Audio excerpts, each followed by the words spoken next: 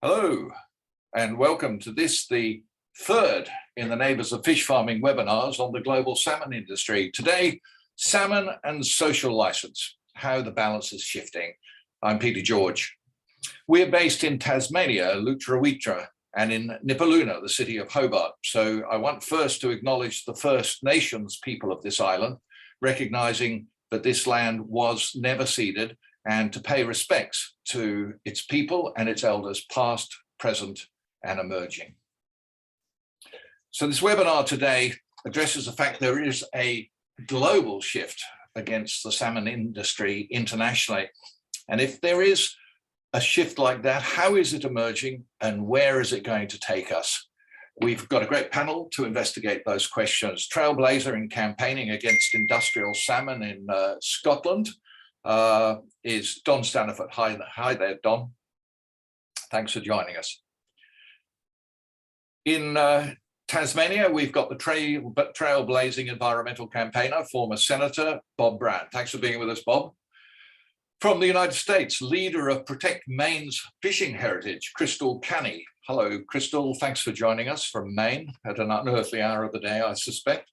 And filmmaker Conor Castles-Lynch, co-director of campaigning salmon documentary Paradise Lost. Hi there, Conor. Thanks for joining us too.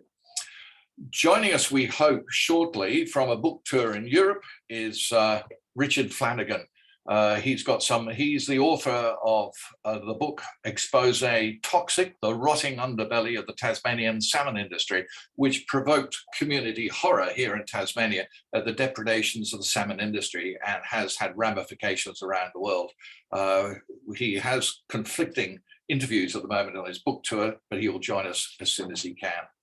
Sally Ponsett was going to join us from the Falklands, but unfortunately the internet in the Falklands has failed us. So we'll miss her. But let me invite you all to jump in at any time if you'd like to engage directly with each other. I'm just here to help oil the wheels in this discussion. Give me a wave if you want to attract attention. If you can't hear and interrupt, but do interrupt if you want to. And for those who are watching online, there is a chat button at the bottom of your screen. You're welcome to hit the chat button and to ask questions, and we'll try to get round to those. I'd like to start with Don Staniford, though. Because you've been snapping at the salmon industry's heels in Scotland for longer than anyone else, I think. And even in Australia, they've dubbed you as an eco-terrorist. But the first of the salmon farms I ever stumbled upon was in a Scottish loch. I did a tour, I had a sample, and I thought, what could be wrong with this? It seemed that this might be the answer to saving the wild fish stocks of the world. It seemed to be a way that we could feed more people more environmentally. And that is, I suppose, the view of many consumers. How do you set about alerting to people that that is the wrong approach to take? Well, you tell them to buy Richard Flanagan's book, Toxic, which must be the best book ever written, ever in the history of the world. I'm very biased. I've studied salmon farming for 30 years.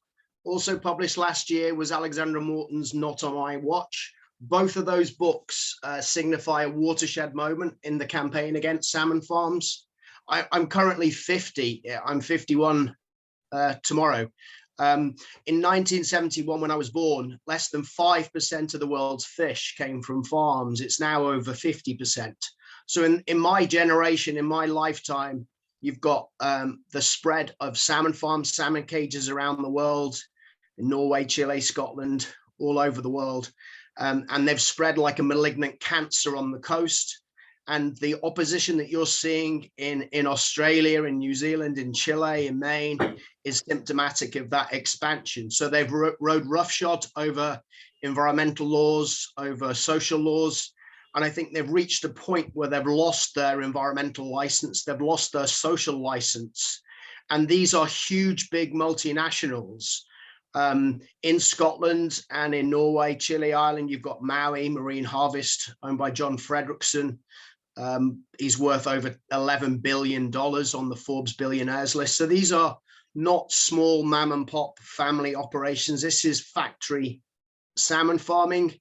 And if you know your Bible, in the Bible, Cain versus Abel, you know, the hunter killed his brother, the hunter-gatherer. So what we're seeing in the sea is a clash of cultures between the farmer and the fisherman. And on land, that battle, that biblical battle, played out for millennia. But in the sea, it's happened in my lifetime, in the last 50 years. So what we're seeing in global opposition is symptomatic of that.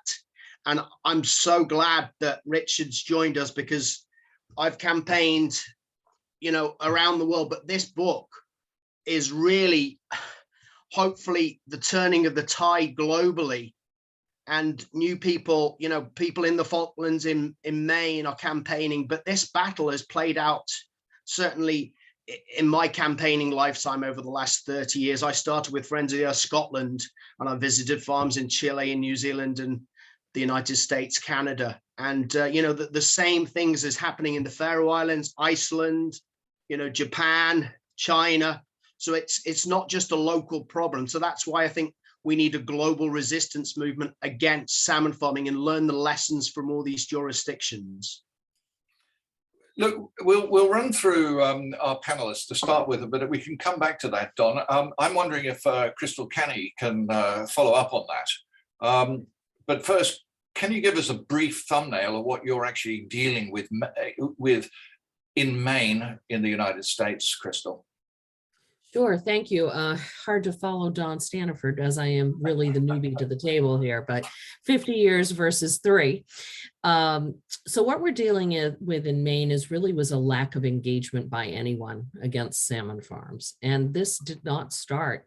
Protect Maine's Fishing Heritage Foundation does not start and is not solely committed to salmon farms. We are worried about industrial scale aquaculture, regardless of species, and it has to do with density and scale.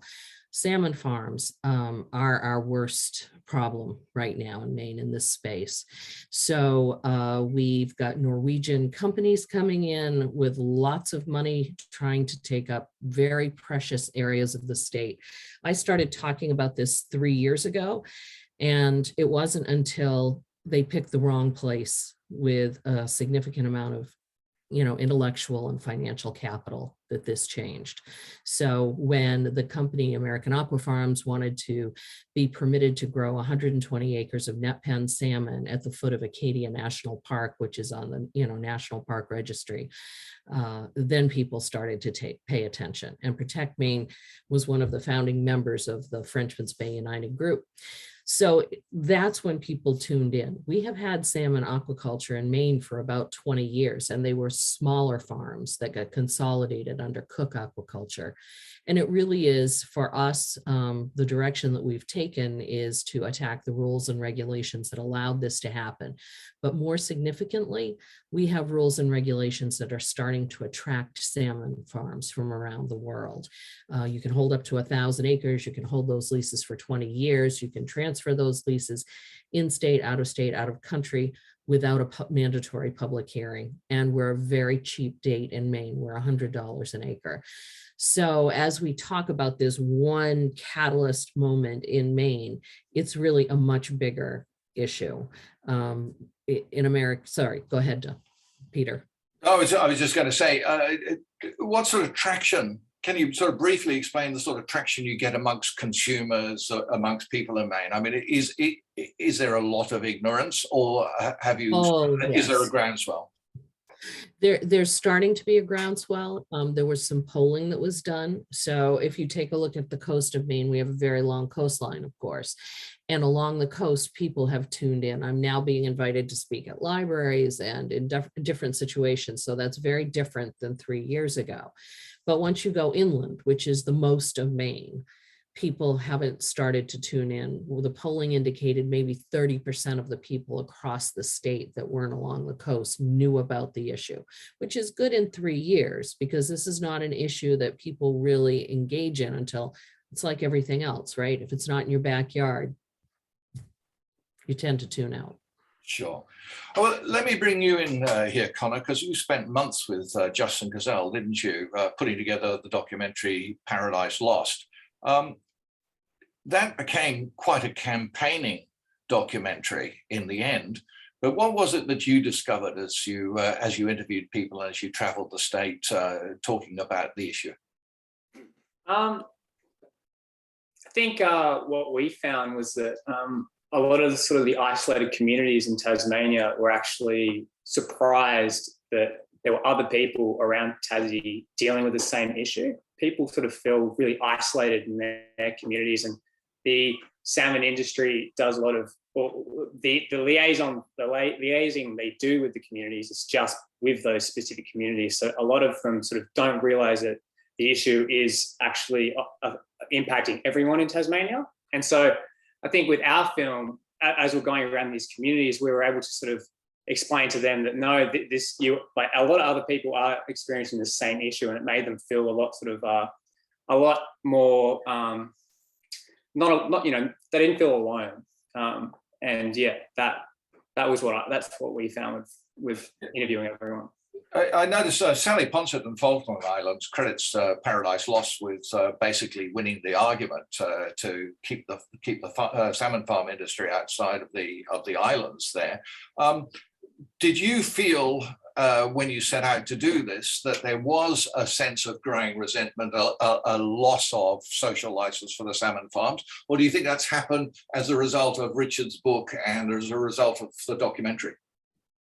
No, I think people definitely felt like they weren't being heard, and I think, yeah, when they were heard, things may have appeared to have changed, but then they just always went back to how they were. So I think people feel like they do have more of a voice since the film and the book, specifically here. I think people feel like there is some change, but definitely not enough. But people are talking about it. There's not a lot of political change or industrial change, but people are more aware now. Yeah. A lot more people are sort of joining the sort of the fight against the industry, and a lot of people, the protests are getting bigger, and the people sort of showing up, like the diversity in the group showing up is definitely more evident since the book and the film. All right, we'll go to Bob Brand now. I'm not sure you'd like to be described as the great granddaddy of environmental campaigning in Australia, but you have been at it for 50 years now, Bob. Is there anything we knew that we need to learn about campaigning on the salmon front that we can't take from having learnt about other environmental campaigns and movements in the past? No, it's the same set of circumstances of capital-driven expansion of exploitation of the natural commons of the planet, the biosphere, overwhelming the community and communities. And it's because there is, whether it's democracies or non-democracies, massive potential for big capital to be able to take dinners, coerce, lobby politicians that the community is left out, and they get in first. We just heard about that in Maine, going back years in Scotland, certainly happened here in Tasmania, where communities were told this was a great thing and then slowly woke up to the fact that it was noise pollution, visual pollution, and then the destruction of the natural fisheries, the marine ecosystems. And in Tasmania, the expansion, despite rapidly growing public opposition, and of course, Richard Flanagan, his book Toxic and the film that came with it has been extraordinary in galvanising public awareness and resistance to eating or buying salmon. But the companies aren't concerned about that. They're international. They're selling international markets. They're not aimed at alleviating poverty, of course. They're aimed at getting money through selling on to already wealthy people's tables. And the expansion in Tasmania is now going to Bass Strait and out into deeper waters, Bass Strait being the shallow seas between mainland Australia and Tasmania, which is the island off to the south. And just on Saturday, we had a rally, as you know, Peter, because you emceed it, with 300 people there in pouring rain, but a sense of foreboding that they're about to cop what we've copped, which is including the cruelty to seals, natural seals, which are trying to recover from their historic destruction, the loss of the natural fisheries, and the pollution of the waterways and beaches. So I agree with Don. It's very, very important that to meet and we've just had one of the three companies operating in Tasmania taken over by the Barilaro brothers from Brazil, the said Brazilian butchers, because they are the biggest butchery company on the planet, I think, that we will get great strength through international link-ups. And I also think we have to be more strident in what we do. And we are moving here in Tasmania towards direct action, peaceful direct action on fish farms. And I think we are the only place, might be wrong about this, in the world where at the same time the Parliament, the government in Tasmania is moving to bring in jail terms for peaceful protests, not just in the forests of Tasmania, but in against these fish farms, which are protected by law. You can't go within their leases without you committing a criminal trespass. So the companies knew what was coming. They went to the politicians. They can't win the environmental argument, so their game is going to be to take out the environmentalists. But we'll come back to the question of how one gets access to these farms. Just visual access, scientific access, informational access about it. But isn't it different in the sense that the protests that you have been involved in before have been land-based? It is actually a physical difference and difficulty, isn't there, when you're dealing with something that's actually happening primarily underwater and primarily out of reach and out of sight of most people? No, I don't think so. I mean, it's very difficult to go to a remote forest and get in the way, stand in the way of bulldozers, miles from towns, and very often out of the watch of the media. But these salmon farms are in everybody's backyard. They're in the most scenic parts of Tasmania, and they're intending to expand. They do hope by going out into deeper waters they'll be a little bit more out of range of view, but the destruction will continue nevertheless. No, it's always difficult to raise peaceful protest and to get that across to the public. But I go back to the biggest campaign I was involved in, the Franklin River campaign to save a wild river in Tasmania 40 years ago. We thought when we took direct action and got in front of the bulldozers there that would be it, we'd lose the... But they did a survey in Melbourne and found that 58% of people not only supported us doing that, but wanted us to do it. And we've got to get over the idea that the public will lose the public if we take these companies on more directly, both in the political arena and in the actual natural commons, which they are commandeering. All right, well, we come back to a lot of that. Let's go to Richard now. Thanks for joining us, Richard. I know you've got other commitments to attend to while you're on your book tour. I'd like to ask you what sounds like an overly simplistic question, I guess, but I was wondering what you hope to achieve and what you feel that you did achieve when you wrote and when you published Toxic, the Rotting Underbelly of the Tasmanian Salmon Industry, which I know that Don has got on his desk, and so has Crystal, and so have I. So there's at least 3 of us here out of 6 who's got Toxic in front of them. Well, first of all, let me say it's lovely to finally meet Don, who's been such an inspiring presence and done so much and been so brave for so many years on this issue. It's great to meet Crystal and old friends like Bob and Connor and you. When I set out to write the book, I had one aim, to try and I actually set out just to write an article about the few things I'd learned living opposite a salmon farm. But the more I dug, the more I found that this industry is a disgrace and the worst form of factory farming that human beings have invented. It is something that steals and destroys public waters. And it can only, and with those public waters, that has huge consequences on all the creatures that live within it. In Tasmania, we've seen threatened species driven to the point of extinction. We see the consequences ripple out into human communities, both in terms of the impact, noise, the destruction of their waterways, the destruction of recreational fisheries, the destruction of commercial fisheries. It has economic consequences on communities.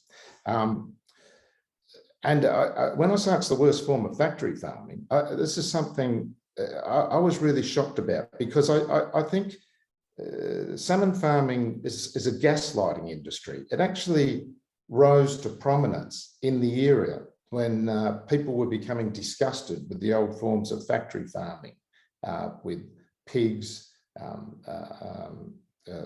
feedlot cattle, and so on. And here seemed to be an alternative protein that was clean and green. And when you just saw those cages on the surface of the water, this looked like a benign industry.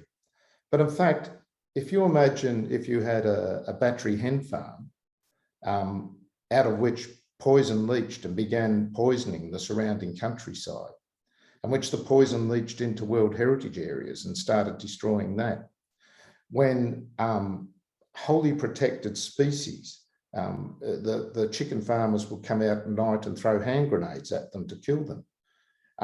If in that battery hen farm, the battery hens routinely suffocated to death in their tens and hundreds of thousands, cruelly, slowly, well, we wouldn't tolerate that for a minute. So why do we tolerate salmon farming? We tolerate it because they've been fantastic at marketing themselves as the opposite of factory farming. And they've been able to do that by suppressing the truth and keeping its opponents divided. And I think there's been a real turning point in the last 12 months. And it's just a whole lot of people and anger and rage and concern globally coming together. So when Conor Castles spoke about how he went around just those tiny little isolated Tasmanian communities, and people were shocked to discover that it was the same in the next valley, in the next bay, that people were having exactly the same experience, exactly the same horror of seeing these beautiful places destroyed, their lives being turned upside down. So too did we in Tasmania discover that it was the same in Scotland. So too is Crystal now discovering, and her supporters discovering, that what will happen in Maine has already happened, and it's horrific. And in consequence of that, for the first time, Don's absolutely right. This is an industry that's exploding around the world. And it's exploding because it is the most profitable form of protein production. That's why criminal monsters like JBS want in on it.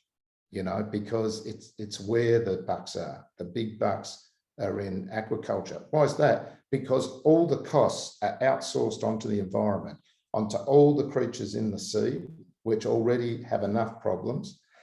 And that in turn will impact human communities also. That connection led to the stopping of salmon farming in Argentina. It's led to the stopping of salmon farming in the Falkland Islands. It's led the industry to do what the industry does, which is just double down. It never learns, and it can't learn because the industry cannot get round the fundamental problems it has of huge nutrient outflow, of damage to wildlife, damage to marine life. It cannot escape these. These are fundamental to the practice of salmon farming, open net salmon farming. There is no escaping it.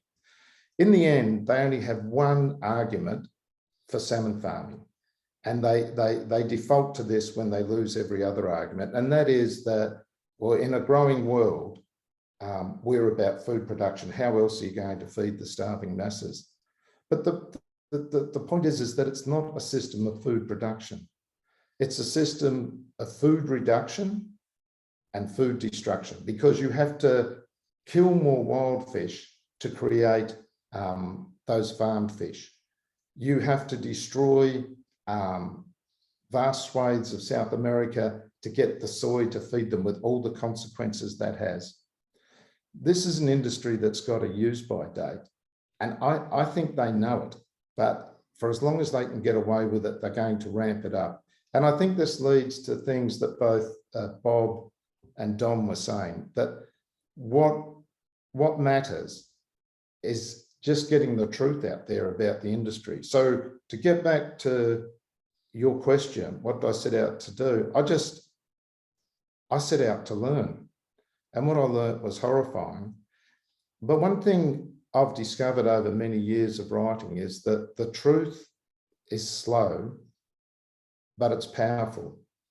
And people have a need for it. That's like their need for food or for love. And when they hear it, they know. And I think getting that truth out in Tasmania, in Scotland, in Maine, all around the world, is done by the things Bob's talking about. It's by going out into the public light, by taking action. And there are many, many different forms of action, and all are legitimate. But that's the way, because then people begin to see. Then people begin to ask. Then people begin to learn. And they know that this is wrong. And it is wrong. It's an industry that masquerades as clean green, producing a product that's good for you. It's dirty, destructive, and it creates a highly synthetic product that you wouldn't feed to your dog if you knew what was in it. In fact, dog food's probably better for you. I mean, that's a powerful statement. The Toxic made a powerful statement. Don Staniford's book made a powerful statement. So, of course, did Alex Morton's book, Not on My Watch. And now there's a new book out in the United States by Catherine Collins and a partner, Salmon Wars, the rotting under, I think she calls it the rotting underbelly of the US industry. What I'm wondering is, and I'll start with Richard, but I'd like everyone to sort of join in on this if you feel like it, is that whilst that may impact public opinion, have they managed to, those books, all the efforts that we've been making, managed to loosen the stranglehold that the industry seems to have, the capture that industry seems to have on government, politicians, bureaucrats and regulators? Because that seems to be one of the, almost a crux of the problem, is that this industry seems almost to own government. So do you think that we are slowly cutting away at that? Do any of you feel that? Richard first, but any of you? Well, you know, these are large questions. I think the politics of the last decade have been about the politics of energy. You know, ultimately, these are the great defining issues, the politics of energy, where we get energy and how we use it. And I think the politics of the next 10 years are going to be increasingly about the politics of food, because the food industry has become this global Moloch, which seems to answer to no one, and particularly in protein production. Now, I don't say this as someone, I'm not vegan, I'm not vegetarian, I'm nothing like that, you know. But I was horrified to discover how protein is now produced globally. And they do get away with a lot of this because, as you say, of government capture. But if you look at salmon farming, it arises 1970s. It is a system of food production that is of another era. And everything is suddenly changing very quickly globally. History's on the move. Society's changing. Politics is changing. And in all that, the salmon industry isn't changing. It thinks that the fact it owns politicians and it can keep media quiet, that will work for it. It's not going to work for it over the next 10 years. And these things are always like, there was a great image Václav Havel had about the work of dissidents in communist Czechoslovakia. And he said each day you live through a permanent winter and you go to the bridge and you look down on the iced river and you see one candle underneath that iced river, a very dim glow. And you go back the next night and there are two candles. And you go back the next night and there's a dozen. And you keep lighting those candles. And one day you go to that bridge and the river's flowing free again.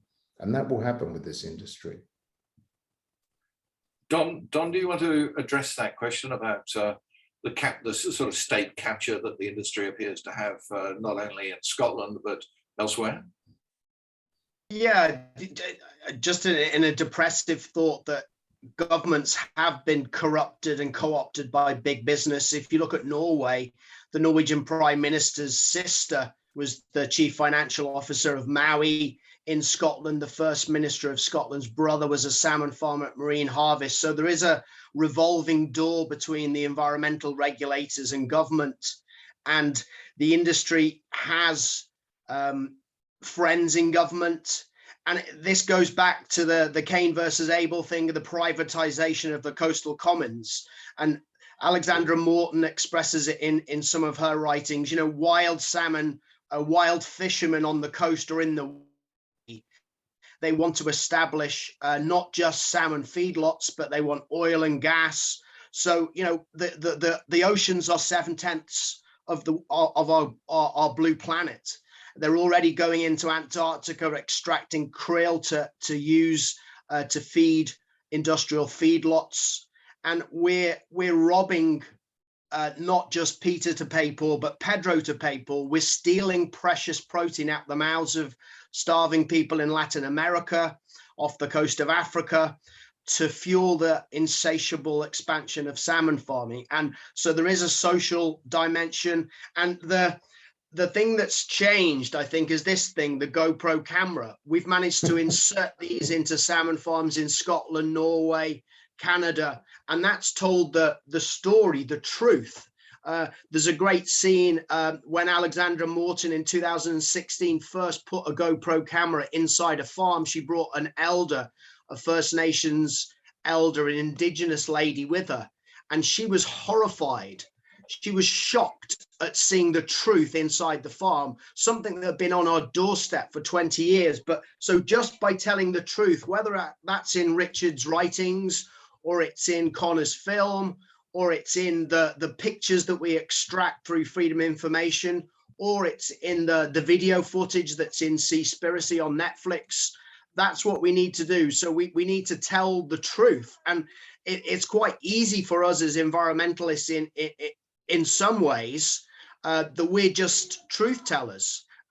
It's the industry that have to pay Hill and Knowlton and toxic greenwashers large millions of dollars to greenwash the industry. Whereas what we have to do is share the stories. And the most powerful thing about Richard's book, I read it on holiday in Wales last year with a family, and you can substitute Tasmania, you can substitute villages in Tasmania, and you can substitute that for Scotland and villages in Scotland and Norway and Canada, around the world, in Chile, and it's the same story, it's the same truth. So if we can keep telling that truth around the world and connecting the dots and getting people to speak to each other and learn the lessons of what's happened in the last 50 years, I think we can win the war. But we are fighting a powerful PR machine and effectively the government. But I think we can turn the tide thanks to people connecting all around the world. So, Crystal, you've been doing this for 3 years. You spoke earlier actually about the sort of the viciousness of the industry. Do you see this nexus between industry, government, regulator as being prized apart, or do you see it as sort of getting tighter and perhaps digging itself more into the trenches than before? No, I think, you know, in Maine, we definitely have put the spotlight on it for the first time. Industry, the lobbying industry with the Maine Aquaculture Association is very tied and has been very tied to every governor for a very long time. And we are in a very contentious election with a Trump-like candidate in one side and the current Democratic governor. Neither one of them think this is an issue, but they're starting to pay attention. And it really is, it's the lobbyists And they've had their own way for so long. When we first came on the scene, they were like trying to be very dismissive. And you know, my background is journalism and working for a governor and a U.S. senator. And we don't shy away from things. We know it's hard, but the political landscape is difficult, for sure in here. I mean, in my opinion, we'll have to go to a statewide referendum to get this done. The political will isn't there. Maybe, can I say something, Peter? Yeah, add to it, please. Yes. I think it's going to get worse before it gets better, because Don rightly pointed out that it's a very concentrated industry. I think it's going to get a lot more concentrated. You're going to get a handful of global players, and we've seen this be, you know, a hint of what's coming in Tasmania, where JBS, who was some others, I think Bob talked about it, have stepped in. Now they are the world's biggest protein producer, a Brazilian company that's been linked to industrial scale corruption, the bribery of over 1,800 public officials in Brazil. They're linked to tax evasion. They've been linked to workers working in slave-like conditions in Brazil. The list goes on and on and on. And they bought the second biggest salmon company in Tasmania, which had previously been Tasmanian owned. And they were straight up about what they want to do. They see it as the beginning of a global expansion into aquaculture.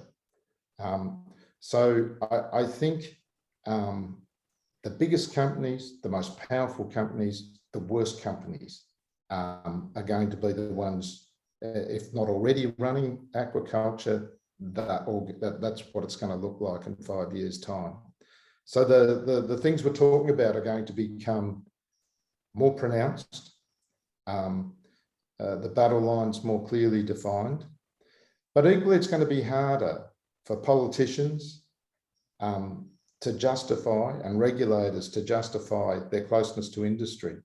And it's interesting around the world that the industry has to cultivate a closeness to political power and to regulatory power, because they have to steal the commons. Those waters in virtually every country are not private property. Again, if you go to the factory farming analogy, if you set up a feedlot or a chicken farm, you buy some land away from anywhere else, you put hedges or big land ramps around it so people don't see you hide it.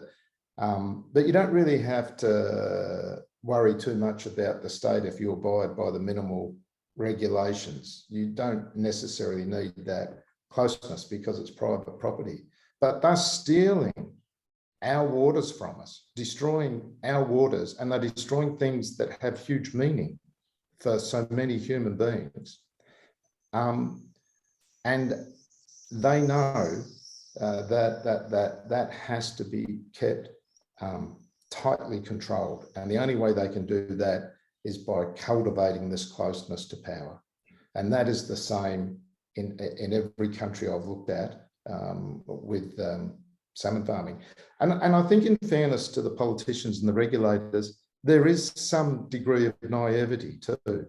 They swallow the hype and nonsense and lies of the industry because they haven't been confronted enough with what the actual truth of the industry is. But as the public begins to grow aware of it, so too will the politicians slowly have to come to recognise that everything the industry says about its world's best practice, its clean and green credentials, is all just a complete crock. And it's as full of shit as each of their toxic pens. Bob? Well, that's the message, you see, and we have to balance the impact on the politicians, having been one myself for 30 years, that these big corporations are having. And that's a big ask because they've got the money, they can employ the lobbyists, the smooth talk and the advertising clout that they've got. And politicians are prey to that, as Richard just said. But we have to be much more feisty about taking on these corporations and the body politic. And that does mean public demonstrations. It means meeting ships coming to and fro, servicing the fish farms. The GoPro idea is great, but that's illegal in Tasmania. We have to, in Tasmania, take it upon ourselves not to be dissuaded by that, but to do exactly the same thing. But it is illegal to go within a few hundred metres of a fish pen in Tasmania, let alone to put a GoPro on it. And they're currently racking up the sentences to include jail sentences for people who do that. Well, I, for one, am not deterred by that. And, you know, because we're looking at a global planetary emergency, and this aquaculture industry is to the sea what the great lumber and coal mining companies are to the land. And so being brave about it, being feisty, but that information coming out, the journalists who are involved, the authors and the filmmakers is absolutely core to getting the message across to the wider public. I think finally I'd say here that if we only could get the right funding, an international body to which we all subscribed and through which we continue to exchange information as we're doing tonight, would be a fabulous breakthrough, because in knowing that people are facing the same problems elsewhere and in learning from each other would come great strength. This is a global problem. It's a local problem and a global problem. At both ends, we need to be organising to galvanise the great potential public support that there is there, and the global aspect that is going to become increasingly important to us. Well, as Don knows, and Crystal and Richard, and is that you know, a start has been made at that with global salmon farming resistance under the tutelage of Martina Sasso in Argentina, and I'm sure that will expand, and I'm sure that there are already philanthropic organisations who are sort of sniffing around the idea of investing in that organisation. I'd just like to take us to what we at Neighbours, a Fish Farm, perceive as being the vulnerable underbelly of the salmon industry, which is the consumer. Because let's face it, if people aren't buying salmon, then the industry is going to go out backwards. And that's why we put out a video with Britain's Miriam Margolyes, which was aimed at exactly at the consumer market. It's aimed at the idea of do you really know what you're putting in your mouth? Do you know what you're consuming? Do you know where it comes from? And I'm wondering from Crystal and from Don, how important you see the consumer and how important you see the supermarkets and the retailers. Are they areas that you think should be targeted more by people who are active in this area? Crystal?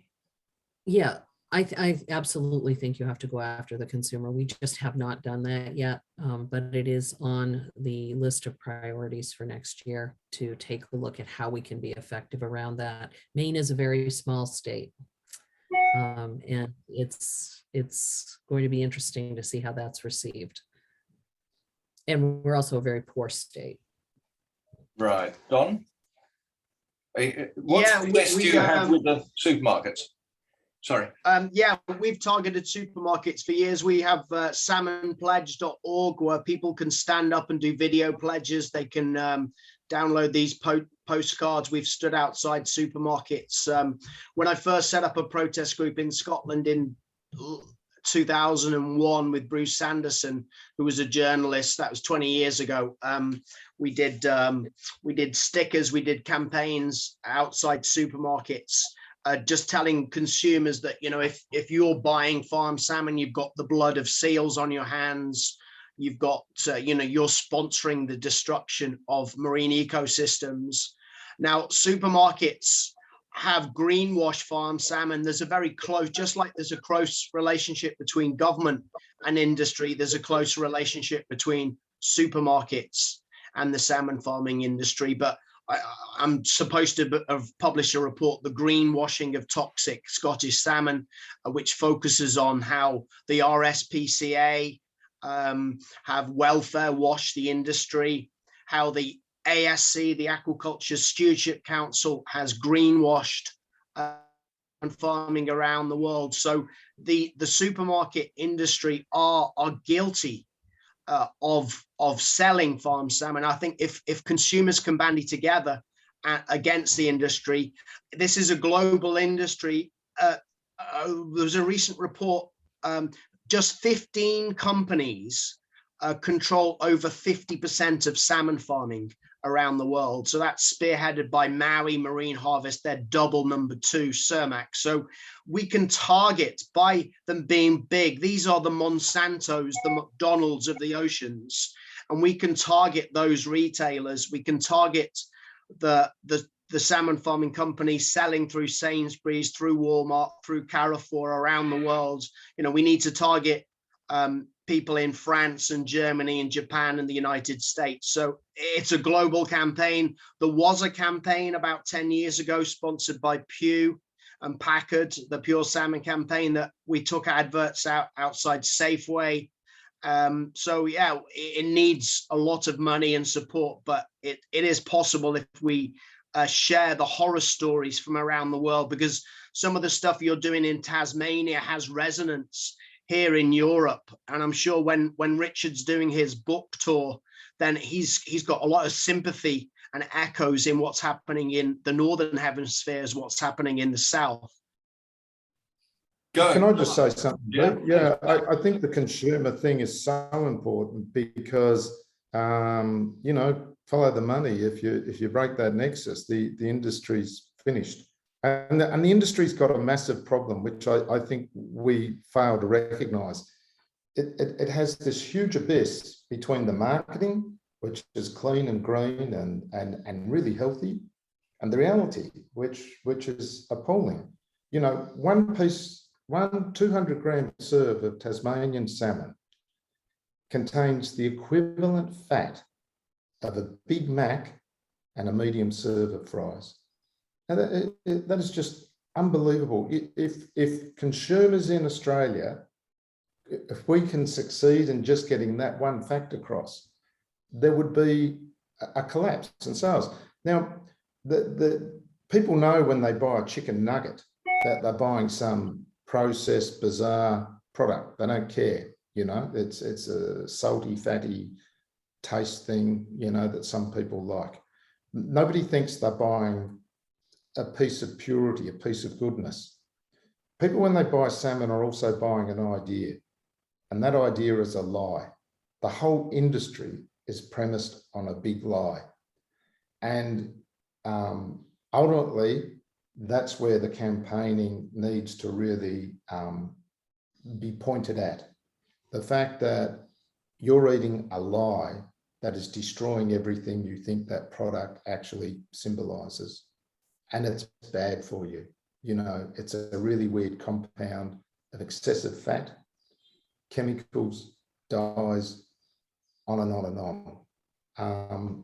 You know, and you know, since I've written the book, that one of the funny things is a lot of blokes, and they do tend to be men, who work as the grunts, the labourers in the salmon industry, have come up to me in pubs and the street. And they say, the one thing you got wrong about your book, you got something wrong. I thought, here we go. And they say, it's so much worse. And they always talk about what they feed them. They said, if you knew what we fed them. And in Tasmania, it's very common. People who work in the salmon industry won't touch salmon. There's a reason for that. It's a disgusting product that's bad for you. Conor, does that provoke the filmmaker in you, Conor? Is that where a filmmaker would go next, do you think, into that area that Richard's talking about? Yeah, definitely. I think you know, visuals can be really impactful, and you know, the eating salmon, killing Tasmania poster works really well. But I think you know, a correlation between the McDonald's burger and a salmon product, that's very impactful, and I think is where I think we should sort of go in Tassie, at least next, is sort of aiming at social media and sort of creating a bit of a campaign around Yeah, a very sort of specific topic and idea, and keep it really simple for viewers.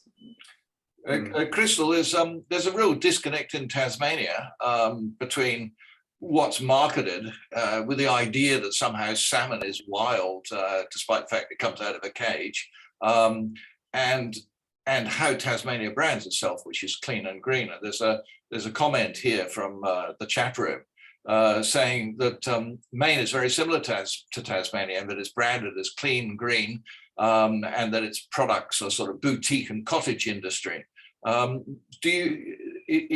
Is there the same sort of disconnect? I suspect the same thing happens in Scotland as well, but in Maine? Absolutely. And I was thinking back when we were talking about the consumer angle, I've been into, and I won't name the grocery stores yet, but into a number of them, asking them about how they're labeling their product. And in every single store that I was in, the seafood department manager had been taken to one of the farms and shown how green it was so that he could speak to the consumer. So that is definitely something that's happened in Maine. And Maine has, one of the things I should have mentioned before when you talk about the environment, our icon for the state is the lobster. And we are seeing some dead lobsters reported by lobstermen in traps around these farms. And it's the greenwashing has been extensive. So we are just starting to take these steps, and no one has addressed it. And Cook Aquaculture has been in Maine for 20 years. Do you have much connection with the people in Seattle, the people in Canada, Nova Scotia, Newfoundland? I mean, do you have a sort of any alliance going in the same way that here in this small state we have communities joining together? No, communities in Maine are joining together. I have worked with Inka Miloweski, who you probably all know from Nova Scotia, and talked to some people, but frankly, it is me and a couple of part-time people. So it's a big lift, as you all know, and the learning curve just has been amazing, to say the least. But yes, we do see greenwashing for the consumer all over the place. Salmon farming is like opening a can of worms. You just can never, ever get to the bottom of it. And, we're standing on the shoulder of giants. There were people who were looking at salmon farms. William Odom, I started as a PhD researcher. He wrote a paper on the environmental impacts of aquaculture in the 1970s. There are people who have been raising red flags about salmon farming impacts for, 20, 30, 40 years. This is nothing new. So I think what is new is the power of the multinationals and the lobby and the greenwashing. And we've taken complaints to the Advertising Standards Agency for deceptive marketing, because it is false marketing in terms of them presenting it as a panacea for the world food problem, presenting it as a healthy product when it's just a fatty, contaminated product. This is a morally bankrupt industry. I'd say going into communities is the most rewarding part of the job. I get invited into communities. Picking up what Richard said about whistleblowers, I get regularly contacted by whistleblowers. Another guy who works in Scotland, Corin Smith, gets a lot of his information from whistleblowers within the industry. I get photographs leaked. I get tip-offs. And then I get rides out in yachts, in boats near salmon farms, so I don't have to kayak out very far because I'm too fat and old to be doing this job. I've been researching salmon farms since 1993, almost 30 years. I shouldn't be doing this. I'm doing this because, as Richard alluded to, the more you dig, the more dirt, the more scum floats to the surface. But we've got a couple of minutes left. I just wanted to ask again, put this to the panel. There's a growing mood within a number of the international organizations, particularly in the States and Canada, and that we can confront this industry more effectively by going to law, by fighting them in the courts. Obviously a very expensive way, or potentially a very expensive thing to do. But how much do you see opening? How would you see the opening of legal fronts as being able to achieve the sort of outcomes that we're looking for, which is at least restraining and reining in this industry, if not eradicating it? I think the one mistake you can make in these battles is to think there's only one way, you know, and I think it's good to be open to all ways. And, you know, legal, legal means have been successful in other campaigns, and, you know, they can be successful in this also. It's just finding the particular eye of the needle to thread legally, and finding the resources to back it. But, you know, it's always possible. And again, I think the industry is vulnerable because they have behaved, certainly here in Tasmania, with such blatant disregard for rules, regulations and laws. So, you know, I think we should always be open to it. Since writing Toxic, there's been a series of meetings in local communities that have, you know, strong fish farming ties. And, you know, I was quite apprehensive about speaking at these because we didn't know what to expect, whether there'd be nobody or a hostile response. And everyone we went to, the town halls would be packed out, people spilling out, and there would be such anger about what was going on, such rage. And we've only met with camaraderie. It's not lonely once you speak up and discover so many other people have been silent because they thought they had no power. Their power doesn't lie simply in the fact they're big. They are big, but it lies in keeping us isolated from one another, not talking to one another, not speaking the truth, not just what the industry is, but for what so many people feel. And there was a rally just this weekend, understand in Burnie, where you saw surfers coming out as organisationally, fishermen. You know, you're starting to see all these diverse groups now starting to join up because people have been speaking the truth, and they know now they can also share their truth. I'm afraid I've got to run. See you. Right. Bye-bye. Yeah. All right. Well, thank you, Richard. We're about to wrap up anyway, but there is one question which has been asked here, which I think I'd like to put to each of you before we go, which is to everyone, what message would you like to give the salmon farm media representatives who are likely watching this? So perhaps it's what message to them, to either to the salmon media or the industry media, or perhaps to the industry itself. Perhaps we can wrap up. Bob, what's the message? What's the short message you'd send?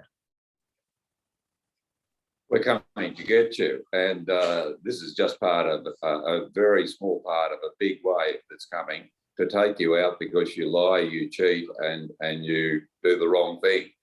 And the ethics of this is on our side. And if you want to see an example of that, have a look at the Miriam Margolyes film, and I'll ask you a question, Peter. How do we do that?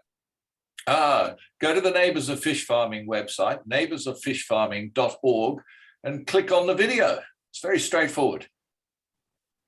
It's 3 minutes 50, and as I told the school children at the climate strike on Friday, it'll tell you more than you ever really want to know about salmon farming, and better than I can ever do. Crystal, what is the simple message that you want to send out? For Maine, they would like to think we're going away, and I am definitively saying we are not going away. We are still coming. And growing, I hope. And growing. And growing. Don? Yeah, just to echo what Bob said, we're coming to get you. The global resistance movement is growing, and they defeated the evil empire by the sheer fact that there was more of us than them. So there's more people power around the world, and if the truth, the horrors, the evils of salmon farming is communicated to them by filmmakers like Conor and the Seaspiracy, Netflix, and other people around the world, people will not buy farmed salmon. If people knew the truth, and that's all we need to do, we need to just tell the truth, they wouldn't touch toxic farm salmon with a barge pole. Thanks, Don. And Conor. I would come onto the back of Crystal and say that, yeah, we're definitely not going anywhere. And there's plenty more media and content that we're just going to be putting out over the next sort of extended period of time. Paradise Lost we're going to put on YouTube soon, so there'll be another home for it there, and just lots more content that we're thinking about making. And yeah, it's just, we're now pushing for a bit of a social media wave, so that's definitely where we're going. So yeah, it's going to hit more eyes around the around the world. And my message is, I think I'm going to set out to provide everybody who loves diving in Tasmania with a GoPro and say, film whatever you can film. Let's see what we can see, because there is an awful lot of shit down there. So on that note, thank you all very much. Richard Flanagan, who's gone, Don Staniford in the UK, Bob Brown in Tasmania, Crystal Canney in Maine, and Conor in Tasmania, Hobart. Thank you all very much. Thanks for taking the time. We do appreciate it. If you want to see this webinar, if you want to circulate it, it will be up on neighboursofishfarming.org on the web within the next 24, 48 hours. Thank you all very much for your time. And for those of you at home or at work who've been watching, thanks for joining us. Bye-bye.